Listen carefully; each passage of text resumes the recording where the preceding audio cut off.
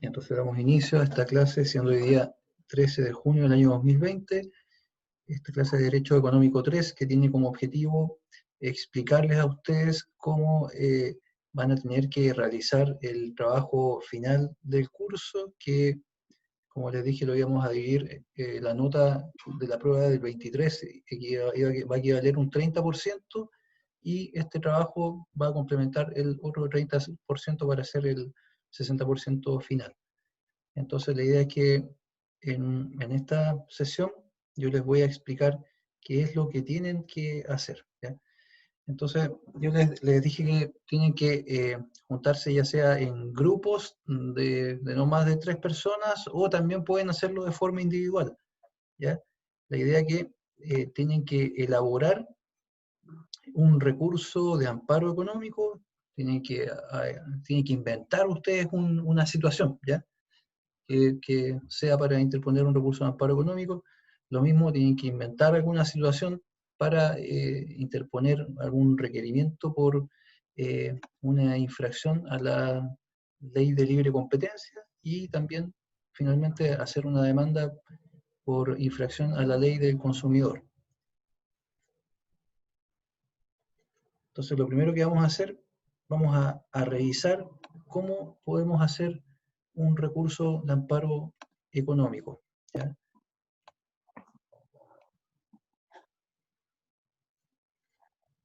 Ya, lo primero vamos a...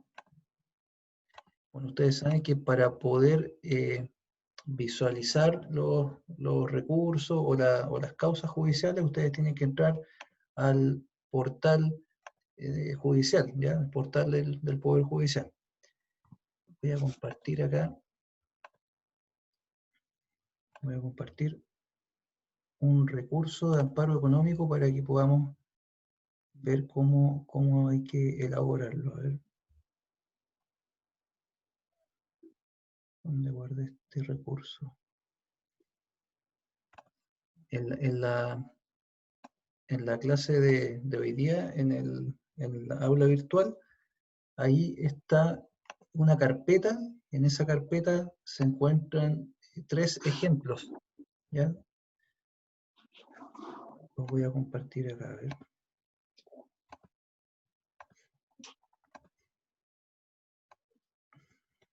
Entonces voy a entrar al aula virtual del curso.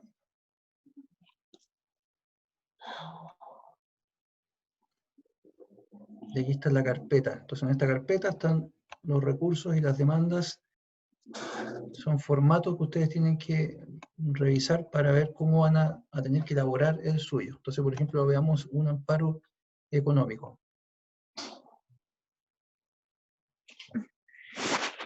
Aquí están los 3 tipos de acciones que ustedes van a tener que inventar, ¿ya? Entonces aquí vamos a ver primero el amparo económico, ¿ya? El amparo económico, vamos a revisar acá, no tiene un formato totalmente formal, ¿ya? Ahí uno lo puede hacer dependiendo las partes que son, ¿ya? Dependiendo cuántos demandados vamos a tener, cuántos demandantes son.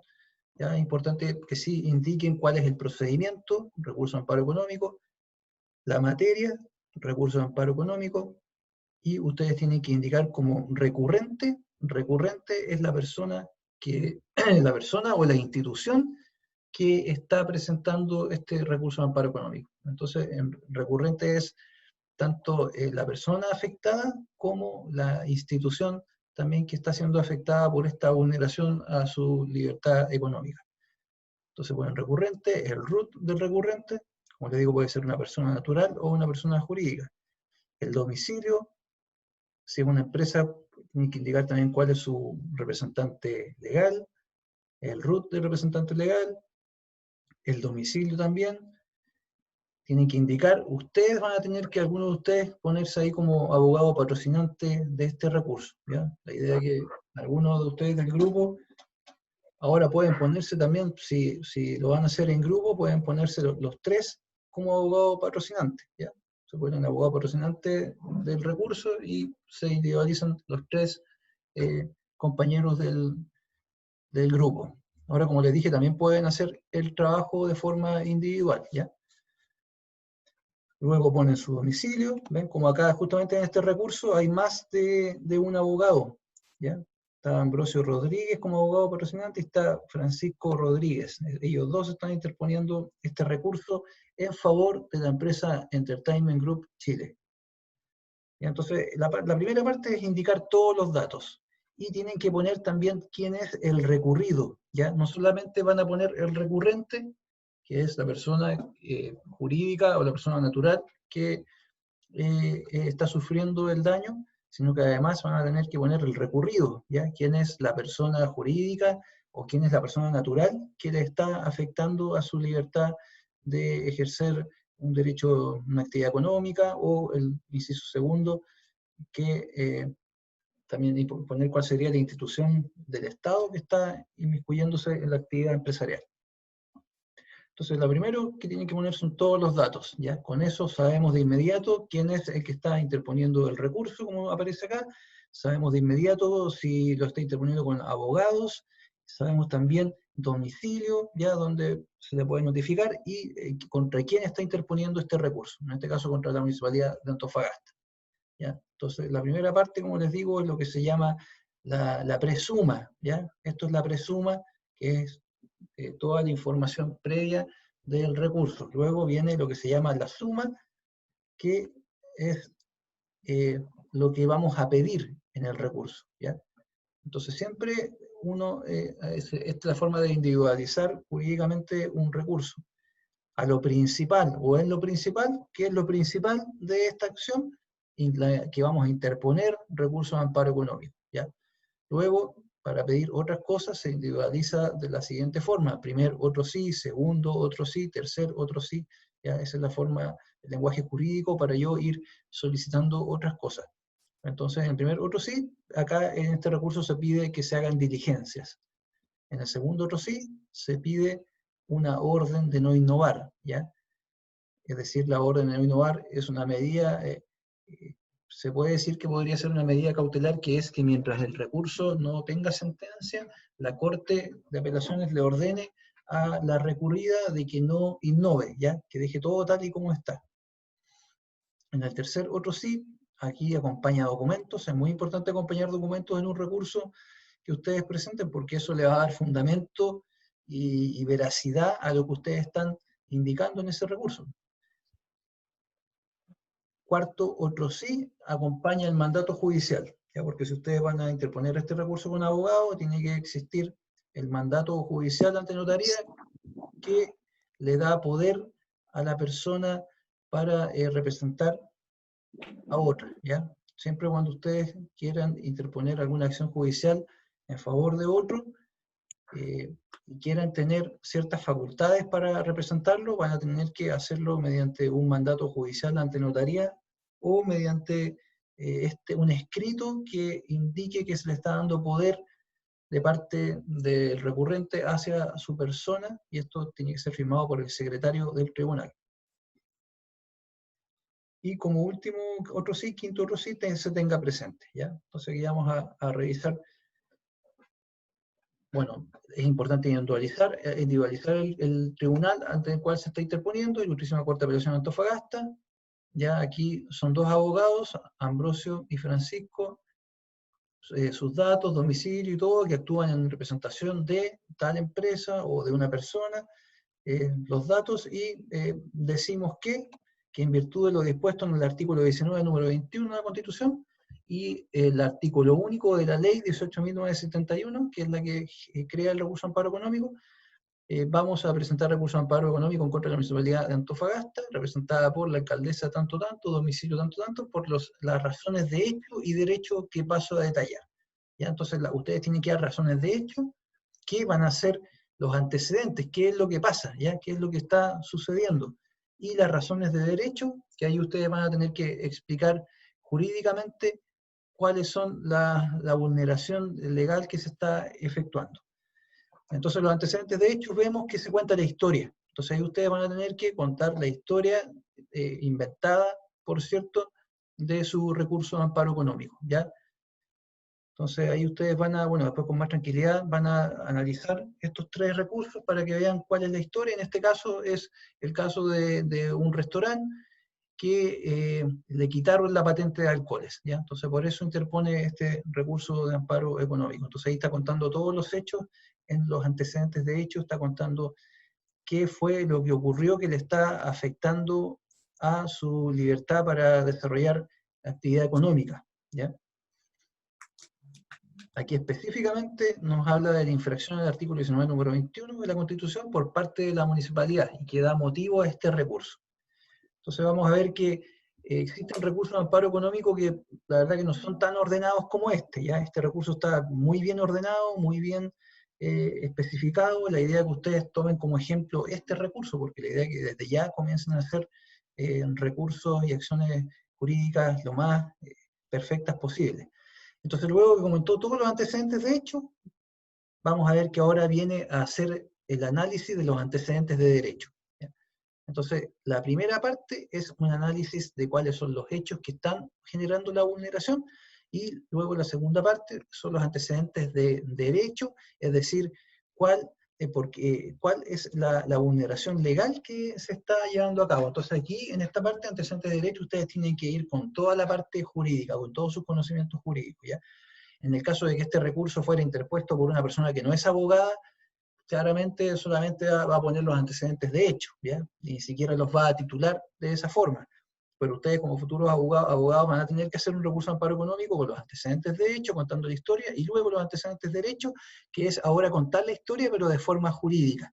Entonces, acá claramente ya nos empieza a hablar del artículo 19, qué es lo que dice, qué es lo que dice la Corte Suprema, cita jurisprudencia, ¿ya? Acá en una sentencia, también nos habla de lo que dice algún libro ya relacionado con la Constitución, relacionado con este tipo de derechos. Entonces vamos viendo acá que hace citas. Esto le da un valor y una seriedad al recurso de bastante categoría. Vemos que acá cita los artículos, vemos que indica ahí las citas, ¿ya? Esto es muy importante. Cuando ustedes se refieren a alguna cosa que está diciendo algún jurista, alguna sentencia, ustedes tienen que indicar ahí claramente quién lo está diciendo, en qué página, ¿ya? Todo esto le da mayor seriedad a su recurso. Entonces vamos viendo que acá cita a Enrique Van de la Cuadra, que es un jurista que tiene un libro acerca de garantías constitucionales. Entonces todo acá lo que los antecedentes de derecho le está dando el sustento jurídico, ¿ya? Que le va a dar, va a enfatizar respecto del derecho que se está vulnerando.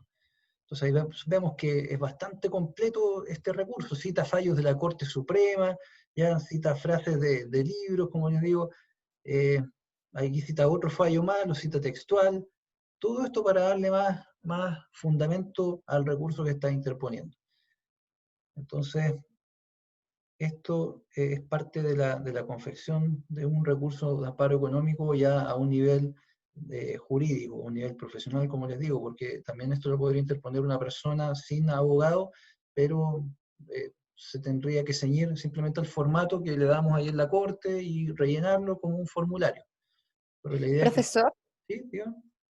¿y si la persona que está interponiendo el recurso tiene conocimiento de derecho? Mejor todavía, pues, mejor. ¿Puede Porque, mencionar los antecedentes de derecho o no? exacto, sí. Sí, como le decía en un comienzo, este tipo de recurso no tiene como una formalidad de decir que solamente se puede interponer de esa forma. No, acá, al no tener formalidad, se puede presentar de la forma que uno lo estime conveniente, porque lo que se está buscando es proteger un derecho constitucional. Entonces, ante eso, los tribunales no van a ser tan quisquillosos en decir, no, solamente de esta forma se puede interponer, si no, no le damos lugar, no, se puede presentar, de lo importante que se entienda, ¿ya? Y claro, si la persona tiene conocimiento de derecho, mucho mejor, ¿ya? Porque estos recursos los va a leer en la Corte de Apelaciones un relator, ¿ya? Que un relator que tiene calidad del mismo grado de juez, lo va a leer y de conformidad a lo que él lea, le va a contar a los ministros de la sala en qué consiste el recurso.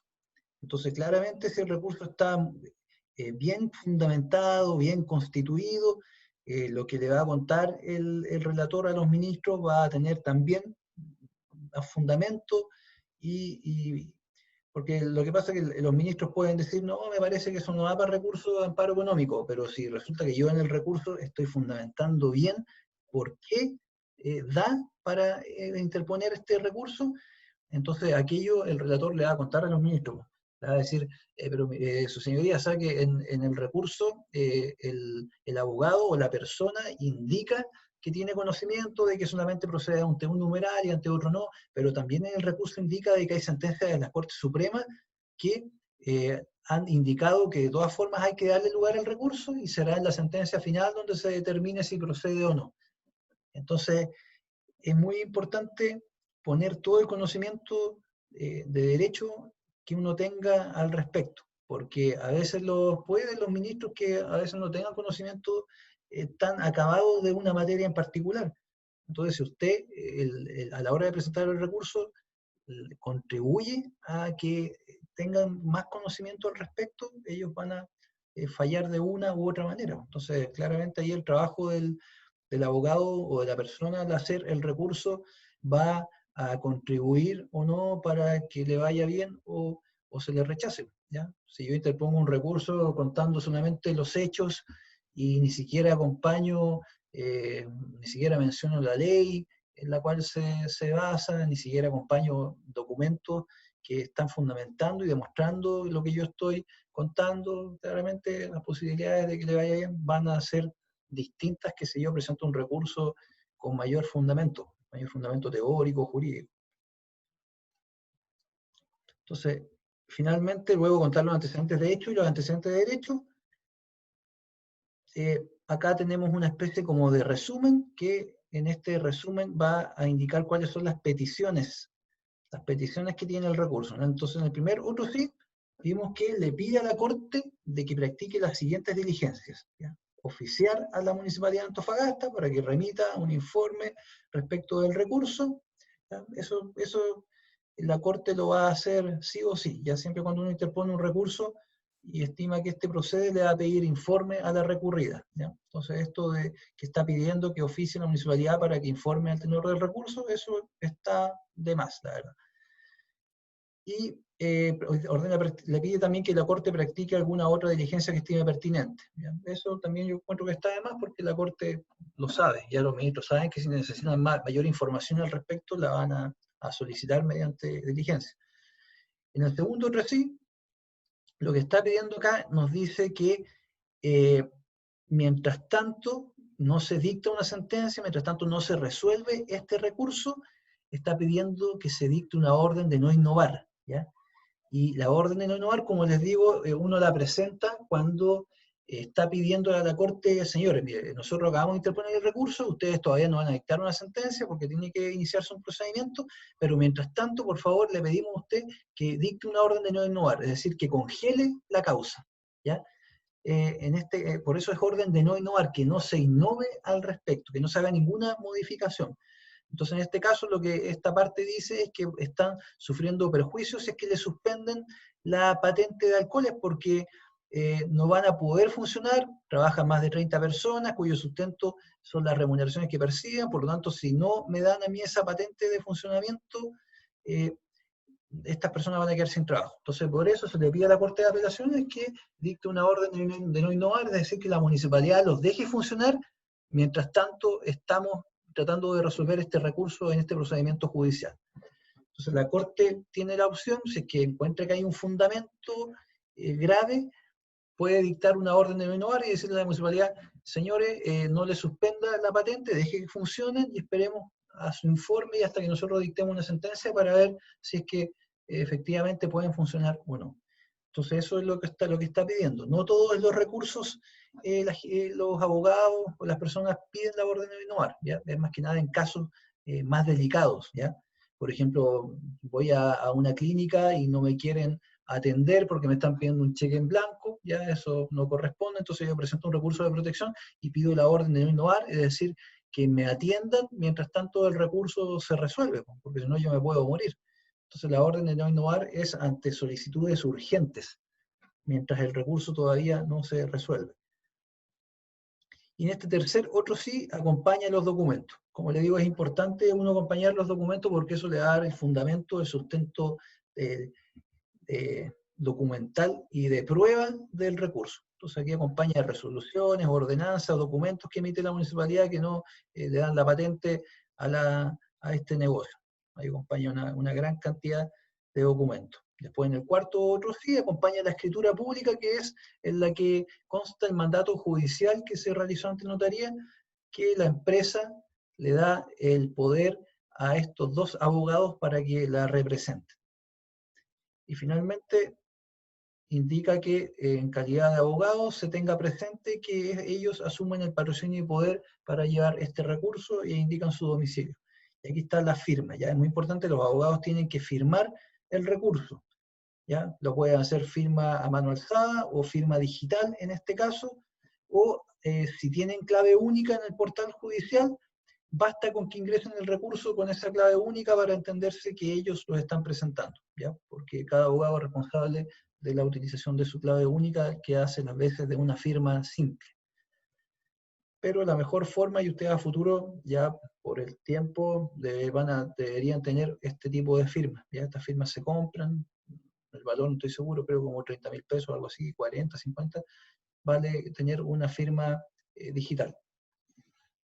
Entonces eso es un ejemplo de interposición de recursos de amparo económico.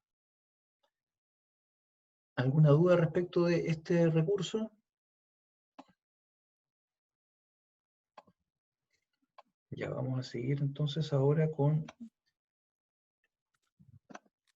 el análisis de otra acción. Entonces,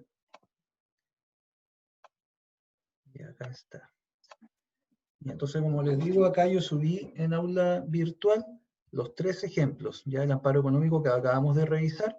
Ahora vamos a ver un requerimiento de la Fiscalía Nacional Económica, para seguir el orden de la materia.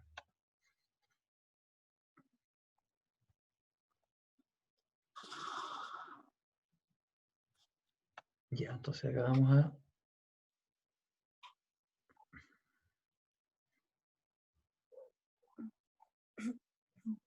Ya, entonces este es un requerimiento que hace la Fiscalía Nacional Económica por una denuncia en contra de la Ley de Libre Competencia. Entonces acá vemos que el escrito es bastante similar al recurso de amparo económico, ¿ya? En lo principal interpone requerimiento en contra de la empresa de helicópteros y otras empresas también. Primero, otro sí designa receptores judiciales, en este caso los receptores para que notifiquen a la empresa. Segundo, otro sí solicita lo que indica. Tercer, la personería, que eso es el mandato judicial. Y el cuarto, otro sí, el patrocinio y poder que va a representar los abogados. Entonces acá también es muy importante que se indique a qué tribunal estamos presentando este escrito, ¿ya? Siempre acá hay que indicar el tribunal donde estamos presentando el documento. Cuando es la Corte de Apelaciones se pone ILTMA, que es Ilustrísima Corte de Apelaciones. Cuando es el Tribunal de Defensa de la Libre Competencia se pone Honorable Tribunal de Defensa de la Libre Competencia. Y aquí en este caso este recurso lo interpone el Fiscal Nacional Económico, que se individualiza en representación de la Fiscalía, el domicilio, y respetuosamente digo, y de conformidad, acá comienza a contar los hechos, de conformidad con lo dispuesto en los artículos tanto, del Ministerio de Economía y el decreto de ley 211, que es la ley de libre competencia, interpongo requerimiento en contra de las siguientes personas, que son las Profesor, ¿Sí, dígame? entonces en el requerimiento no hay una presuma, se individualizan en esa parte. Exacto, sí. Ya. Claro, esa es la diferencia del recurso de amparo económico. El recurso de amparo económico se podría interponer sin la presuma, ¿ya? El recurso de amparo económico no tiene ninguna, como les digo, formalidad, pero es mejor que lo hagan como aquel ejemplo que les mostré, porque es más completo, es de mayor claridad. En cambio, claro, acá como tú dices, el requerimiento de la Fiscalía Nacional Económica no tiene esa presuma, exacto, solamente directamente va a la suma, ¿ya? Entonces la idea es que se hacen como estos que están acá. Entonces aquí va individualizando cuáles son las requeridas, ya las recurridas en contra de quien se interpone este requerimiento. Entonces acá indica una empresa, la Calkin Helicópteros, luego otra empresa, INAER, individualiza quiénes son sus representantes, los domicilios. Esto es muy importante indicarlo porque a la hora de notificarlos para pedirle informe, tenemos que aportar con todos esos datos, ¿ya? Si yo indico que estoy interponiendo recurso en contra de tal persona o tal empresa y no pongo su domicilio, entonces el tribunal, ¿dónde la va a notificar? Es importante poner todos esos datos, ¿ya? Los datos tanto de la persona que interpone el recurso, para que también el tribunal lo pueda ubicar en cualquier caso, y los datos de las empresas o personas contra las que yo estoy interponiendo también el recurso. Nosotros en la Corte de Apelación utilizamos harto los correos electrónicos, ya a veces los abogados interponen recursos y indican el correo electrónico o el teléfono de la empresa contra la que se está interponiendo el recurso para que nosotros lo podamos ubicar como corte y notificarlo. Entonces acá vemos que son varias empresas que están siendo requeridas por la infracción de la ley de libre competencia. ¿Ya? Y son empresas que tienen que ver son dueños de helicópteros, ¿ya? Y estos helicópteros los arriendan en licitaciones públicas para el servicio de apagar incendios. Entonces acá hubo una colusión, se pusieron de acuerdo para efecto de tener una licitación que beneficia a unos y no a otros, entonces en virtud de eso se está interponiendo este requerimiento ante el Tribunal de la Libre Competencia. Entonces acá vemos también los antecedentes de hecho, ¿ya? Pero acá no lo indica como antecedentes de hecho, sino que indica antecedentes preliminares respecto a la investigación que da origen a este requerimiento, ya porque la Fiscalía Nacional Económica en este caso hizo una investigación y de ahí se dieron cuenta que había una infracción a la ley de libre competencia. Entonces acá comienza a contar los hechos, cómo iniciaron la investigación. Acá justamente indica hechos que fundan el requerimiento. Y acá empieza a contar que el primer acuerdo que tuvieron estas dos empresas, ¿ya? Va contando de virtud en tales años, lograron un acuerdo para repartirse parte geográfica respecto de las licitaciones, en el tema de los helicópteros que iban a ofertar. Entonces ahí nos va contando todos los hechos respecto de este requerimiento. Ustedes a la hora de elaborar este tipo de recurso o demanda, ustedes tienen que verificar cuáles son las infracciones en un recurso de amparo económico para interponerlo. Y en virtud de esa infracción, inventen algo, alguna idea. Respecto a la ley de libre competencia, igual, váyanse al artículo donde están las infracciones por la ley de libre competencia, vean alguna infracción, colusión, competencia desleal, alguna de esas, ustedes eligen una y en virtud de eso desarrollen un caso. Y en virtud de eso pueden ustedes generar un requerimiento en contra de una empresa ficticia por esa infracción. Entonces eso tienen que contarlo acá. Entonces antecedentes de hecho, ustedes van a contar la historia, vemos que acá la Fiscalía Nacional Económica claramente hace todo un análisis, imagínense, muestra acá mapas de repartimiento de las zonas, ¿ya? El nivel investigativo con el que cuentan es de bastante complejidad, entonces el requerimiento es de un alto nivel. Entonces aquí indica el segundo hecho. Entonces siempre van a ir primero los antecedentes de hecho y luego vamos a ver acá que luego de contarnos los hechos nos va a indicar ahora cuáles son los antecedentes de derecho, es decir, cuáles son las normativas legales basados en artículos, en leyes o en códigos que se están vulnerando. Entonces esa es la forma de elaborar. Vemos que acá es bastante complejo este requerimiento, ya hace un análisis del mercado relevante, eso como les dije yo en la clase anterior, siempre para poder analizar si es que hay un atentado a la libre competencia, primero hay que delimitar cuál es su mercado relevante, ya, porque si la empresa tiene gran participación de más de un 50% en un mercado relevante, vamos a ver que podría haber una afectación a la libre competencia. Pero si la empresa tiene una participación de un 5 o un 10%, no importa que se coludan entre otros porque el mercado relevante va a ser tan amplio que los consumidores no van a ser afectados porque van a tener siempre la opción de ir a otros competidores. Entonces no va a haber afectación a la ley de libre competencia. Entonces vemos que acá hace un análisis muy pormenorizado de lo que es el mercado relevante para demostrar que estas empresas sí tienen una gran participación en este mercado relevante, por lo tanto sí están afectando la libre competencia. Y luego vemos acá el análisis del derecho, ¿ya? Entonces, eso ustedes van a tener que saber siempre, análisis de los antecedentes de hecho, la historia, y luego el análisis de los antecedentes de derecho. Entonces acá comienza a indicar cuál es la infracción que está cometiéndose. Entonces acá, pormenorizadamente, también va describiendo cuáles son los hechos y al lado va indicando cuál es el derecho que está vulnerado. Entonces vemos ahí que en relación al primer acuerdo, aquí nos cuenta un poco la historia del hecho y luego lo asimila con cuál es la vulneración de derecho que se está cometiendo. Entonces, después nos indica acá cuál es la sanción que están pidiendo, ¿ya? En la parte final de todas estas acciones judiciales, ustedes tienen que indicar cuáles son sus peticiones concretas, qué están pidiendo, ¿ya? En el recurso de amparo económico, ¿qué van a pedir? Que la Corte restablezca el derecho a su libertad de actividad económica, por lo tanto le ordene a la persona o a la institución que la está vulnerando que le permita desarrollar ese derecho. Ya ustedes están pidiéndole a la Corte que les dé la posibilidad de poder tener este derecho que está siendo conculcado o vulnerado. En el caso de un requerimiento ante el Tribunal de Libre Competencia, lo que ustedes van a pedir va a ser una sanción, ¿ya? Una sanción y también que el tribunal le ordene a la institución que termine con su conducta anticompetitiva. Entonces vemos que acá... Profe, ¿Sí? ¿Dígame? en el requerimiento y en el recurso de amparo,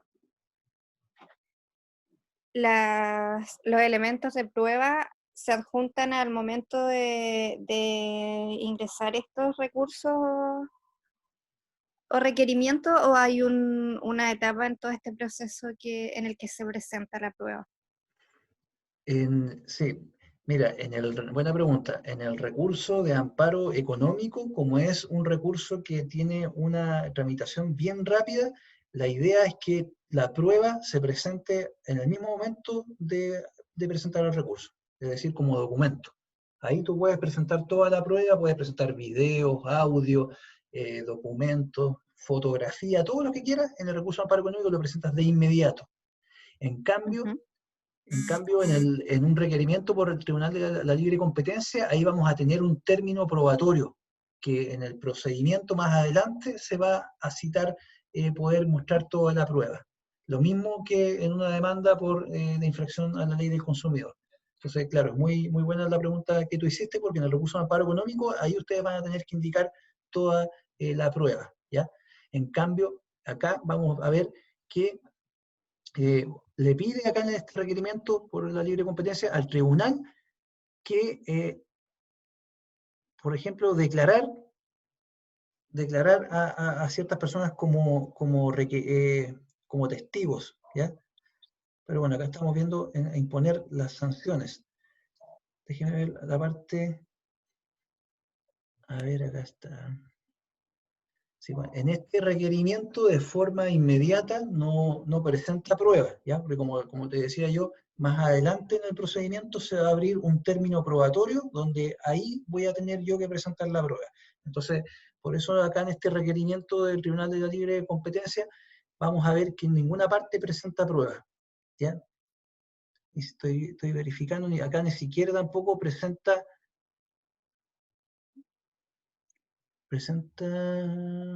acá tampoco presenta documentos, ¿ya?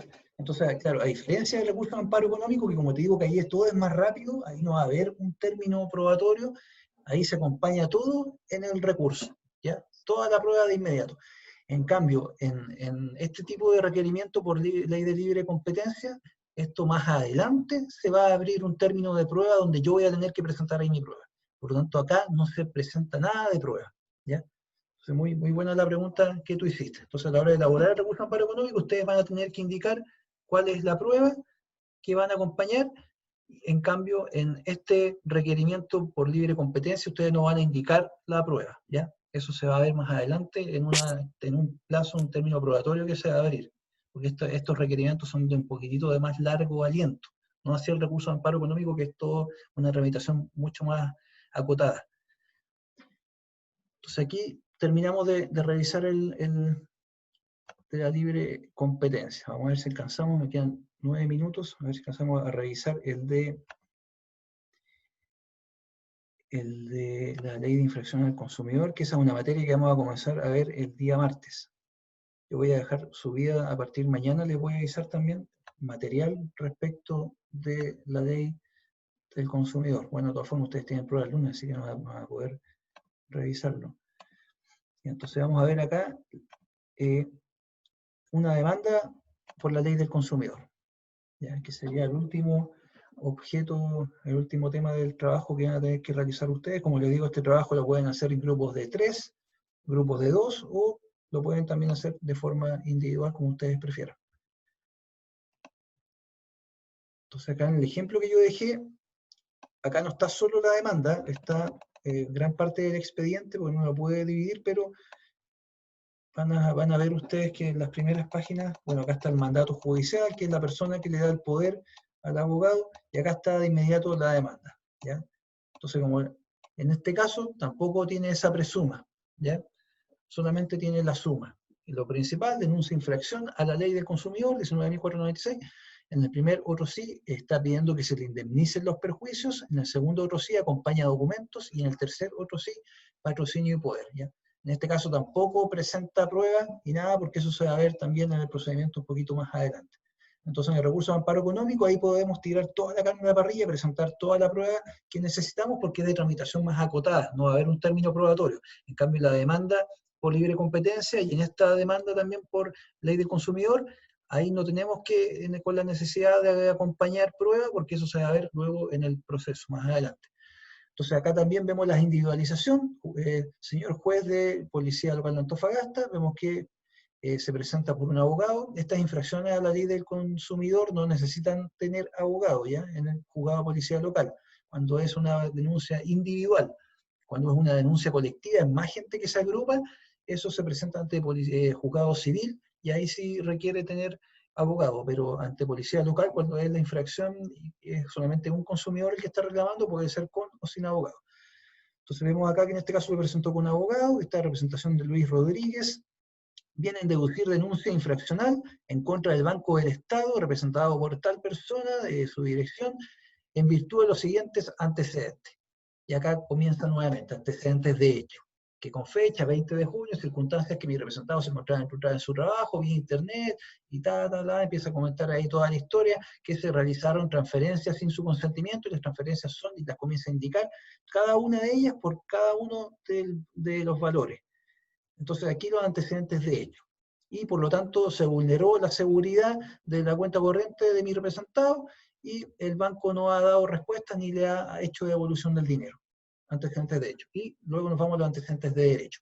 La conducta de la denunciada constituye una abierta infracción al artículo 3, letra D, E, artículos 12 y 23 de la Ley sobre Protección de los Derechos de los Consumidores. Y luego empieza a indicar qué dice el artículo 3, letra D, ya que dice el artículo 3, letra E, el artículo 2, artículo 23. Entonces ahí hace el nexo de los hechos que describió, luego y con los artículos donde se indica la infracción legal.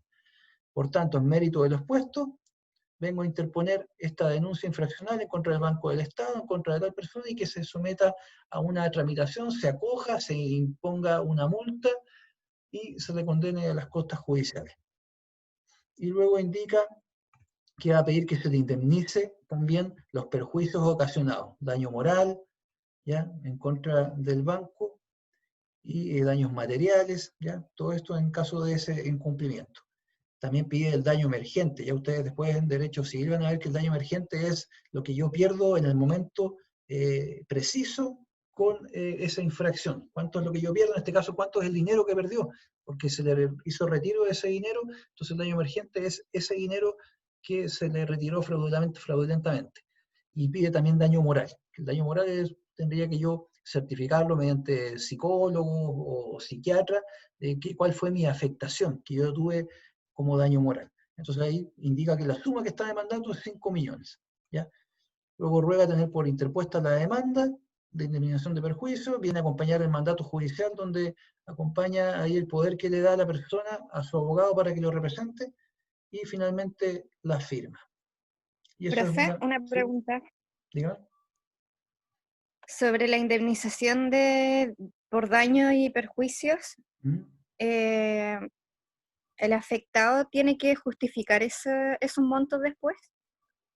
Exacto, sí. Sí, O luego sea, si yo digo es verá. para atención psiquiátrica o Exacto. psicológica, tengo que justificarlo al tribunal. Exacto. Sí, eso se va a abrir en un término de prueba y ahí voy a tener yo que acompañar todos esos documentos. Exactamente. Entonces, ahí tenemos un análisis respecto de estas 3 acciones que ustedes van a tener que desarrollar de forma grupal o de forma individual, como prefieran. Así que bueno, eso es lo que quería más que nada comentarles. Esto lo voy a dejar grabado en un link en el canal de YouTube y lo voy a subir para que esté a disposición de todos ustedes y de los demás compañeros a la hora de realizar el trabajo, ¿ya? Sin perjuicio de eso, ustedes saben que me pueden contactar por cualquier vía para cualquier duda que tengan al respecto. Así es que eso, pues eso es todo. ¿Alguna otra duda? Que me quedan 3 minutos y medio antes que se me corte esta sesión. Profesor, ¿Sí? buenas tardes. Con respecto a los datos, pueden ser reales, pero los hechos ficticios, ¿cierto? O sea, inventar uno ahí. Exacto, sí. Ay. Sí, tanto los datos como los hechos pueden, o sea, bueno, la idea es que los hechos ustedes los creen, ¿ya? Porque si no, puede que todos al final copien el mismo hecho, ¿ya? Los datos de las partes, eso puede ser real o ficticio, pero la idea es que los hechos ustedes traten de crear uno en virtud de las infracciones al artículo 19, número 21, en el caso del amparo económico, a la infracción de la libre competencia o de la ley del consumidor. Exacto. Ah, bien, entonces puede ser todo ficticio, que pensé que era. Ya. Sí, Ah, ya. sí, puede ser todo ficticio. Ya, gracias. De nada. ¿Alguna otra ¿Y cuál duda? es la fecha de entrega de este trabajo, el 23?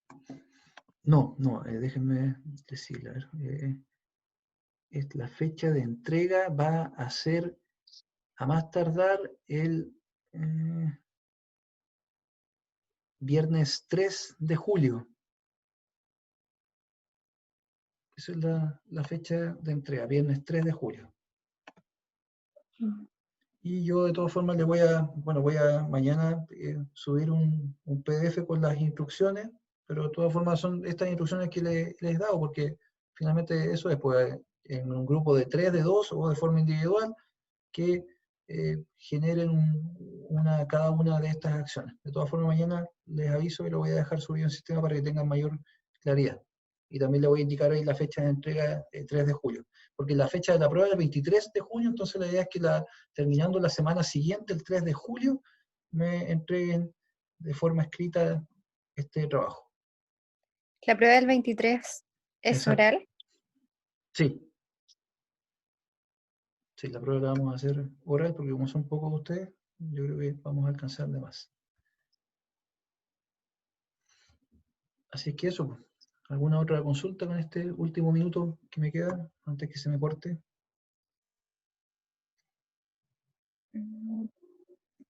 Ya bueno, cualquier duda, ustedes saben que me pueden escribir o me contactan por cualquier vía al respecto. Así que ya porque estudien Derecho Gracias, Civil, profe. de nada, que les vaya bien en la prueba del lunes. Harta suerte. Gracias. Y cuídense harto, que estén bien. Nos vemos. Que tengan buen fin de semana. Igualmente. Chao, profe. Chao, chao. Gracias.